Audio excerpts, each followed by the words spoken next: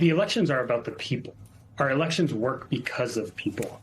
And as this president continues to try to tear down the system, he tries to tear down people. We're losing consistency of our elections from one cycle to the next. As you mentioned, secretaries of state are on the front line of the election cycles.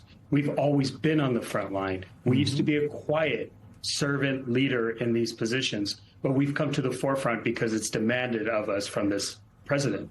This president wants to take every opportunity to choose his voters rather than voters choosing the elected official. But it's Secretary of States who have to act as regulators. We have to follow the rule of law. We have to call balls and strikes, and we have to hold people accountable when they start to manipulate the system. And this president is making major efforts to manipulate the system and to intimidate elections officials who are on the front lines. And this is detrimental to the overall process. And 26 is about the 28 elections. The reason he is focusing so hard on coming after secretaries in battleground states is because he knows that we are going to be there in 28 to stand up when that moment requires us to ensure that Americans continue to have access to the ballot box. Mr. Secretary, I mean, what Luke read in the opening to this segment, I thought was so jarring. So the president, 117 days out from the election, fires the members of the Election Assistance Commission. And then the following day, the Department of Homeland Security sends out a threat to states about their election operations, basically trying to make them adopt all these things that he put out in his executive order a couple months ago about getting rid of electronic voting, audits of 5% of ballots cast, requirements to reconcile. This is extortion. And Luke made a really good point earlier this week that they're threatening to withhold FEMA funds, disaster funds that are needed all across this country at various times. What are the secretaries of state talking about amongst yourselves? What is your group chat saying right now? Because this is crazy. Well, I think the secretaries are very motivated right now. We had some major wins over the last couple of weeks. And I think the president's throwing a tantrum because we are winning in the court of law.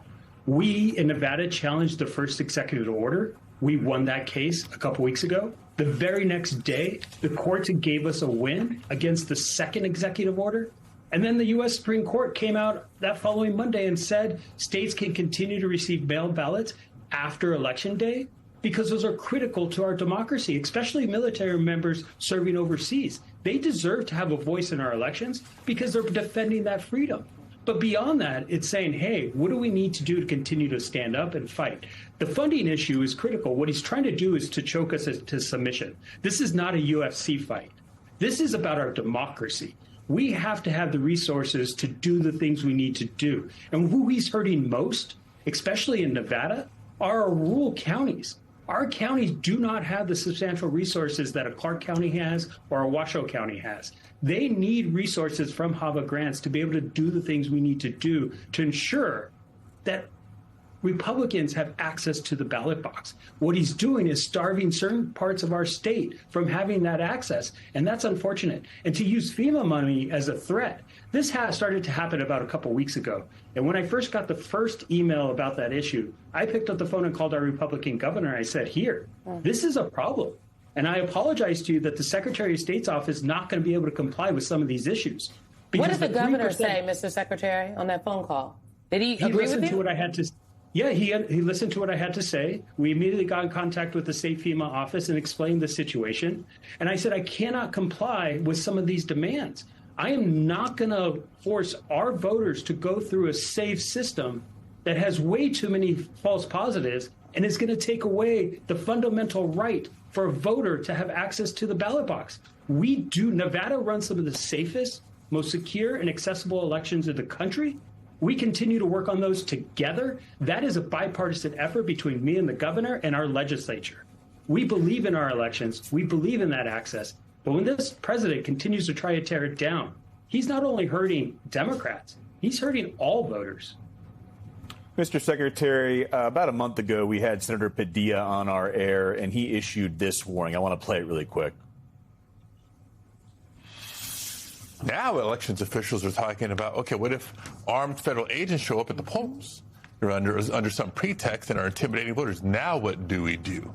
So my advice to state and local colleagues is think of the craziest scenario you can imagine and then think even crazier, because we've got to be prepared for anything, and we will be prepared for anything. Are we prepared, and have you war gamed every crazy scenario out there? We've been working hard as Secretary of State to understand what these issues are, what legal rights we have. This isn't a single approach solution. We have to prepare to do multiple things all at the same time. There is the legal approach, making sure we have our legal filings ready to go. We have communications ready to go to the voters, but also to making sure we're being present at polling locations to make sure voters know that they are welcomed and they have a right. It's also working with the county to make sure the logistical plans are ready to go, that we have capacity at polling locations to ensure that voters don't have to wait in line, but also reminding people that we have universal mail ballot for a reason in Nevada.